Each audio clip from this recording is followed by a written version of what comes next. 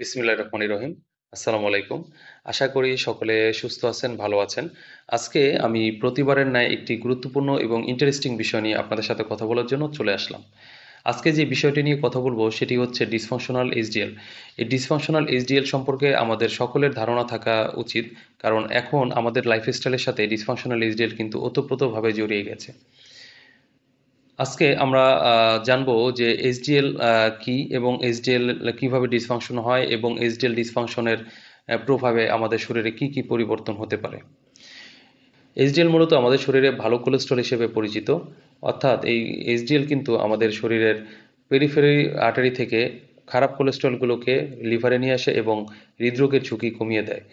কিন্তু কিছু ক্ষেত্রে দেখা যায় এই এইচডিএল কিন্তু তার নর্মাল ফাংশনগুলো করতে পারে না এবং তার কার্যক্ষমতা হারিয়ে ফেলে। এই অবস্থায় এইচডিএলকে ডিসফাংশনাল এইচডিএল বলা হয়।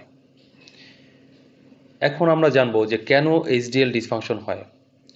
এইচডিএল ডিসফাংশন মূলত তখনই হয় যখন আমাদের শরীরে একটি ক্রনিক ইনফ্লামেটরি প্রসেস চলমান থাকে এবং কিছু ক্ষেত্রে দেখা যায় যে ডায়াবেটিস অথবা স্থূলতা ইত্যাদি থেকে থাকে, এবং কিছু ক্ষেত্রে দেখা যায় যে এইচডিএল এর যে ইন্টারনাল অ্যাপোপ্রোটিন রয়েছে সেটার কার্যক্ষমতা হারিয়ে ফেলে অক্সিডেশন বা যে কোনো প্রক্রিয়ার কারণে। যেমন অ্যাপো A1 একটি অ্যাপোপ্রোটিন রয়েছে, সেটি তার কার্যক্ষমতা কিন্তু হারিয়ে ফেলতে পারে।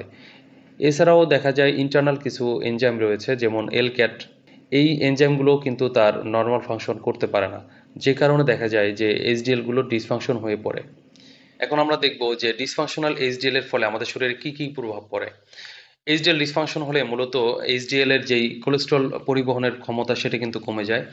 অ্যান্টি ইনফ্লামেটরি অ্যান্টিঅক্সিডেন্ট যে ইফেক্ট এইচডিএল এর সেটা কিন্তু আর থাকে না। এছাড়াও দেখা যায় এইচডিএল একটি প্রো ইনফ্লামেটরি ফ্যাক্টর হিসেবে কাজ করে, অর্থাৎ কোলেস্ট্রল জমানোর জন্য এইচডিএল একটি গুরুত্বপূর্ণ ভূমিকা পালন করে। এছাড়াও দেখা যায় যে অ্যাথেরোস্ক্লেরোসিস এবং কার্ডিয়াক ডিজিজ এইগুলো কিন্তু অনেকাংশে বেড়ে যায়। তাই আমাদের শরীরে এইচডিএল এর পরিমাণ স্বাভাবিক থাকলেও এইচডিএল এর ফাংশনালিটি ঠিক রয়েছে কিনা সেটা কিন্তু জানা খুবই গুরুত্বপূর্ণ। এখন আমরা জানবো যে কিভাবে এই এইচডিএল ডিসফাংশন থেকে আমাদের নিজেদেরকে আমরা রক্ষা করতে পারি।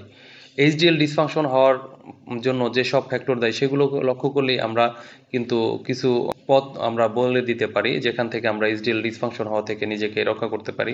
তার মধ্যে প্রধান পথ হচ্ছে যে আমরা আমাদের অবেসিটিকে নিয়ন্ত্রণে রাখবো, আমাদের ওয়েটকে কমিয়ে রাখবো, আমরা হেলদি ডায়েটের মধ্যে থাকবো এবং নিয়মিত এক্সারসাইজ করব, এবং পরিমিত ঘুম আমাদের কিন্তু খুবই গুরুত্বপূর্ণ। তাই আমরা একটা বিষয় এখানে স্পষ্ট দেখলাম যে আসলে এইচডিএল আমাদের শরীরের জন্য খুবই গুরুত্বপূর্ণ এবং ইম্পর্টেন্ট একটি কোলেস্ট্রল হলেও এটার ফাংশন কিন্তু শরীরের বিভিন্ন ধরনের পরিবর্তনের ফলে পরিবর্তিত হতে পারে।